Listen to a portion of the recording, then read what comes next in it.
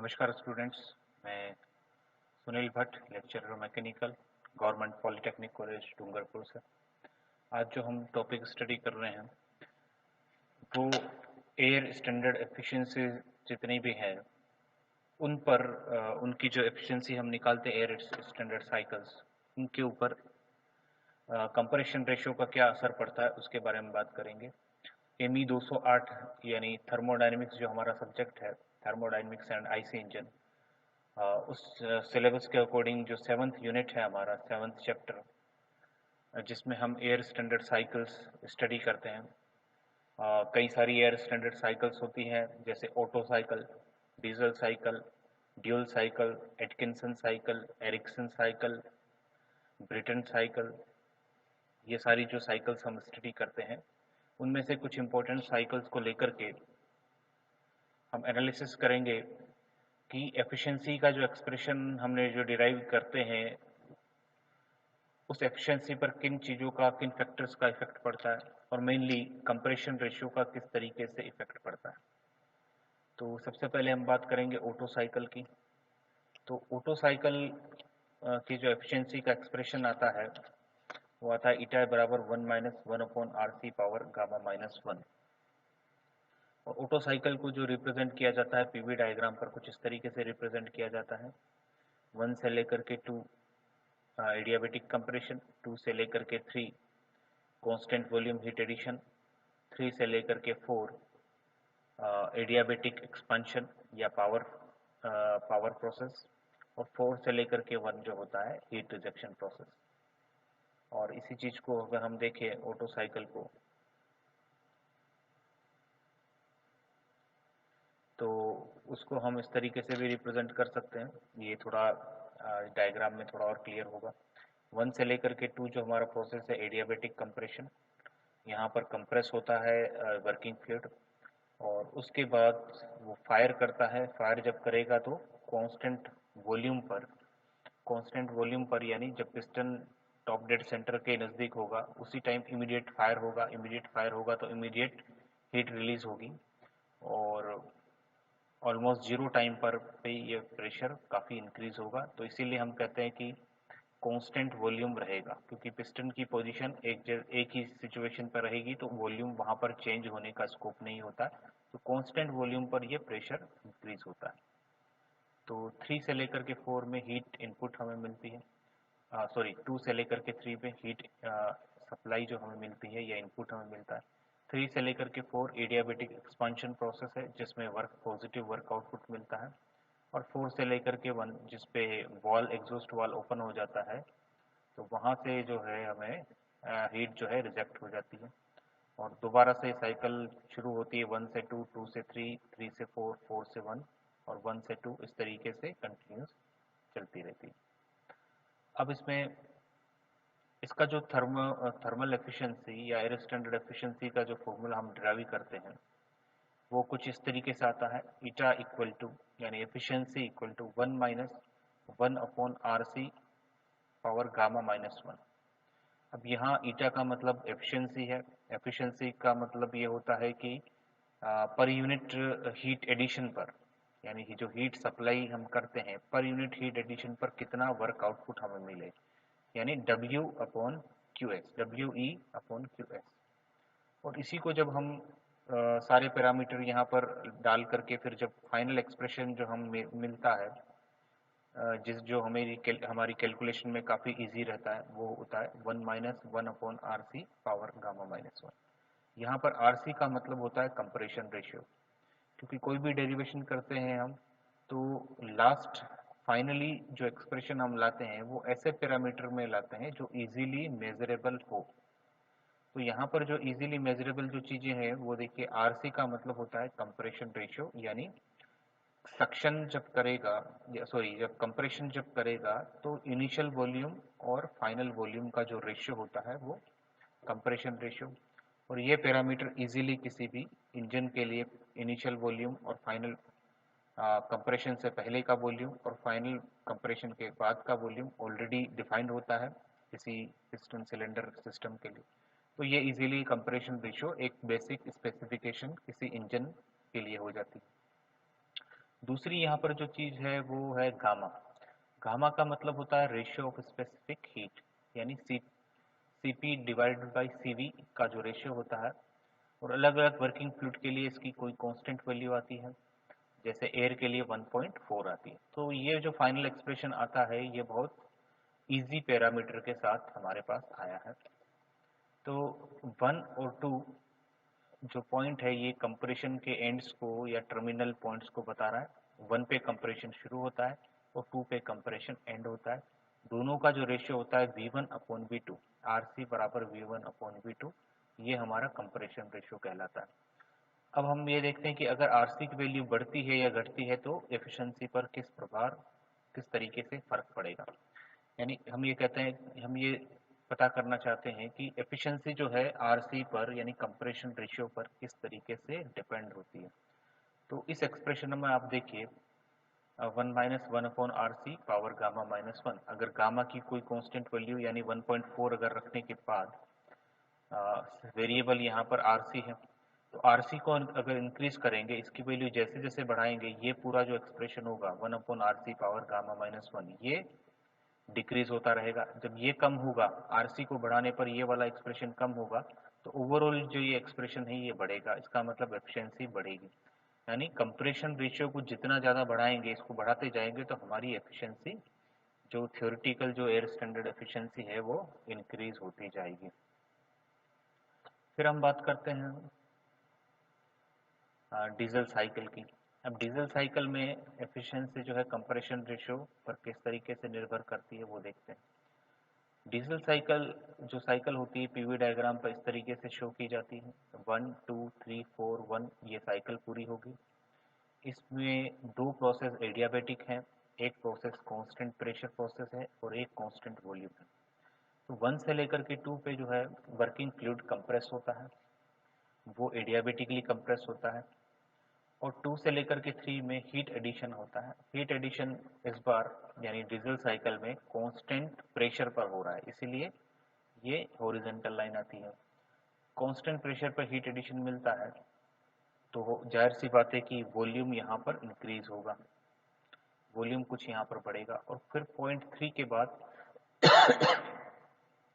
इस वॉल्यूम का एक्सपांशन होगा, यानी हमें पावर स्ट्रोक मिलेगा, पावर प्रोसेस हमें मिलेगा। तो 3 से लेकर के 4 जो है ये एक्सपांशन प्रोसेस है, इसमें एनर्जी मिलती है W। और 4 पॉइंट पर आने के बाद यानी पिस्टन जो है बॉटम डेड सेंटर यानी एंड पर जाने के बाद वाल जब ओपन होता है तो सारी हीट रिजेक्ट हो जाती है और वो ऑलमोस्ट 0 टाइम में होती है, इसका मतलब कांस्टेंट वॉल्यूम पर रिजेक्ट हो जाती है। तो यहाँ जो एक्सप्रेशन, इसी चीज़ को हम थोड़ा सा क्लियर डायग्राम में अगर देखें तो ये हमारे पास जो है डायग्राम, ये डीजल इंजन के लिए डायग्राम है। यहाँ पर देखिए ये सक्शन स्ट्रोक को बता रहा है, ये वाली जो हॉरिजॉन्टल लाइन, और यही एग्जॉस्ट को भी बता रही है। तो ये आपस में नलीफाई हो जाए, हमारी जो साइकिल स्टार्ट होगी A B C D ए से चलेगी। ए से लेकर के बी हमारा एडियाबेटिक कंप्रेशन, बी से लेकर के सी हीट सप्लाई, और सी से डी हमारा पावर स्ट्रोक, और डी से ए हमारा हीट रिजेक्शन प्रोसेस होगा। तो वही चीज़ अगर हम इस पे देखें तो यहाँ पर पैरामीटर जो आएंगे हमारे पास एफिशिएंसी को इजी या आसान पैरामीटर्स में अगर रिप्रेजेंट करेंगे तो अगेन एफिशिएंसी यही होगी work divided by Q supply. और फाइनल जो एक्सप्रेशन हम लेकर के आएंगे ईटा बराबर 1 - 1 upon gamma RC power gamma -1, और फिर मल्टीपल में आएगा रो पावर गामा -1 अपॉन रो -1। अब यहाँ जो टर्मिनोलॉजी यूज की गई है उसको देखते हैं। गामा का मतलब होता है पहले भी हम पढ़ चुके हैं, गामा इक्वल टू CP/CV, यानी गामा का मतलब होता है स्पेसिफिक हीट का रेशियो। एयर के लिए इसकी वैल्यू 1.4 आती है। फिर रो जो होता है वो कट ऑफ रेशियो कहलाता है, रो कट ऑफ रेशियो कहलाता है। कट ऑफ रेशियो का मतलब ये होता है कि कंबशन जब हो रहा है और जिसमें प्रेशर इंक्रीज हो रहा है, प्रेशर इंक्रीज हो रहा है इसका मतलब वॉल्यूम, कांस्टेंट प्रेशर पे कंबशन हो रहा है इसका मतलब वॉल्यूम इंक्रीज हो रहा है। तो कंबशन प्रोसेस के दौरान वॉल्यूम में इंक्रीमेंट कितना होता है उसका रेशियो हमारा कट ऑफ रेशियो कहलाता है, यानी वॉल्यूम में वो चेंज जहां तक हीट एडिशन हो रहा है। तो आप देख सकते हैं कट ऑफ जो रेशियो होगा रो इक्वल टू V3/V2 होगा।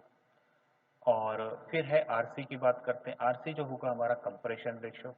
कंप्रेशन रेशियो का मतलब 1 पॉइंट से लेकर के 2 पॉइंट तक जो कंप्रेस होता है, तो यहाँ पर 1 पॉइंट पर जो इसका वॉल्यूम है डिवाइडेड बाई 2 पॉइंट पर जो इसका वॉल्यूम है वो हमारा कंप्रेशन रेशियो कहलाएगा। तो आरसी इक्वल टू V1/V2।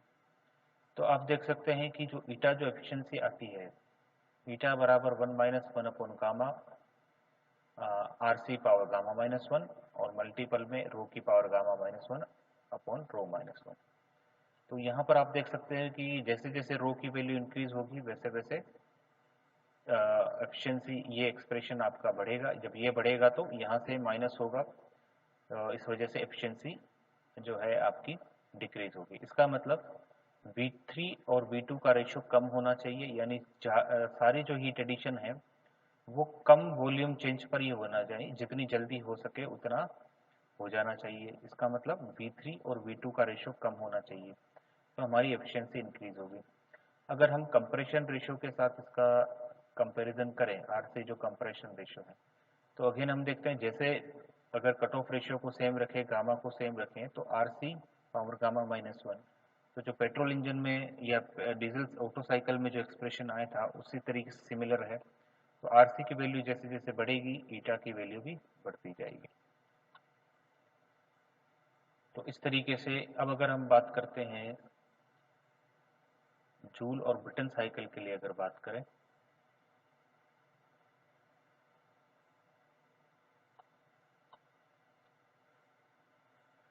एक और साइकिल हम यहाँ ले लेते हैं जूल और ब्रिटन साइकिल। जूल साइकिल में बेसिकली 4 प्रोसेस होते हैं। 1 से लेकर के 2 जो प्रोसेस है हमारा एडियाबेटिक कंप्रेशन प्रोसेस, 2 से लेकर के 3 हमारा कांस्टेंट प्रेशर हीट एडिशन, और 3 से लेकर के जो 4 प्रोसेस है हमारा एडियाबेटिक एक्सपांशन, और 4 से लेकर के 1 हमारा कांस्टेंट प्रेशर हीट रिजेक्शन। तो अगेन एफिशिएंसी का फॉर्मूला यहाँ पर यही आएगा, efficiency equal to W upon Q supply output upon input. तो हम यहाँ देख सकते हैं इस साइकिल में 2 तो हमारे एडियाबेटिक प्रोसेस हैं और 2 हमारे कांस्टेंट प्रेशर प्रोसेस है। और इसका जो एक्सप्रेशन आता है, जो जूट और Britain cycle mainly gas turbine या एयरक्राफ्ट इंजन में यूज में आता है, जिसके अंदर एयर को पहले कंप्रेशर से कंप्रेस करके कंबशन चैम्बर से हीट अप करके उसको टरबाइन पर जो है अप्लाई किया जाता है। इसकी जो एफिशिएंसी का जो एक्सप्रेशन आएगा eta equal to 1 minus 1 upon RP power gamma minus 1 upon gamma. यहाँ पर जो आरपी है ये कंप्रेशन रेशियो नहीं है, लेकिन ये कंप्रेशन रेशियो के सिमिलर है। इसे हम बोलेंगे RP equal to pressure ratio. Pressure ratio का मतलब क्योंकि रोटरी कंप्रेशन है तो वो 2 अलग अलग प्रेशर के बीच में काम करेगा, इनलेट प्रेशर और आउटपुट प्रेशर। यहाँ पर क्योंकि ओपन सिस्टम है तो यहाँ पर वॉल्यूम हम मेजर नहीं कर सकते क्योंकि वॉल्यूम फ्लो रेट यहाँ पर चलती है। तो लेकिन 2 टर्मिनल पे हमारा प्रेशर मिल जाते हैं P2 और P1। तो आरपी की जो वैल्यू है P2/P1 आरपी की वैल्यू है। लेकिन अगर हम देखें इसको तो जो प्रेशर रेशियो है वो कंप्रेशन रेशियो के सिमिलर ही होता है, यानी pressure ratio equal to compression ratio power 1 upon gamma, इसकी जो है वैल्यू आएगी। इसका मतलब अगर कंप्रेशन रेशियो बढ़ेगा, अगर प्रेशर रेशियो बढ़ेगा तो वो सिमिलर कंप्रेशन रेशियो की तरह इफेक्ट देगा। तो जैसे जैसे प्रेशर रेशियो बढ़ेगा वैसे वैसे ये पूरा टर्म आपका डिक्रीज होगा। ये डिक्रीज होगा तो जब 1 में से माइनस होगा तो ये पूरी टर्म इंक्रीज होगी। जब ये इंक्रीज होगी तो एफिशिएंसी हमारी बढ़ेगी। इसको और देखते हैं इस डायग्राम में। ये जो हमारा ब्रिटन साइकिल है कुछ इस तरीके से हम शो करते हैं इसको। ये कंप्रेशन टरबाइन और कंबशन चेंबर, यहाँ से फ्रेश एयर आती, कंप्रेशन से कंप्रेस होकर के प्रेशर इंक्रीज होकर के कंबशन चेंबर में जाती है। यहाँ से हीट अप होकर के जब इसमें इसकी हीट जो बहुत ज़्यादा बढ़ जाती है उसके बाद ये टरबाइन पर अप्लाई होती है और एनवायरनमेंट में मिल जाती है और टरबाइन पर वर्क आउटपुट हमें मिलता है। इसका जो पीवी डायग्राम है इस तरीके से 1 से लेकर के 2, 2 से 3, 3 से 4, 4 से 1, 2 एडियाबेटिक प्रोसेस और 2 कांस्टेंट वॉल्यूम प्रोसेस। ये वर्क यहाँ पर हमें वर्क देना पड़ेगा, यानी कंप्रेशन, यहाँ पर हमें हीट सप्लाई करनी पड़ेगी, यहाँ पर एक्सपांशन पावर मिलेगी और ये एग्जॉस्ट। तो एफिशिएंसी जो होगी W/Q, और एफिशिएंसी का जो फॉर्मूला यहाँ पर आएगा वो इस तरीके से आएगा, ईटा बराबर 1 - 1/RP पावर गामा -1। ये कंप्रेशन रेशो नहीं है, ये प्रेशर रेशो है, लेकिन ये सिमिलर इफेक्ट देगा कंप्रेशन। इसकी वैल्यू आरपी की वैल्यू बढ़ने पर हमारी एफिशिएंसी इंक्रीज हो गई।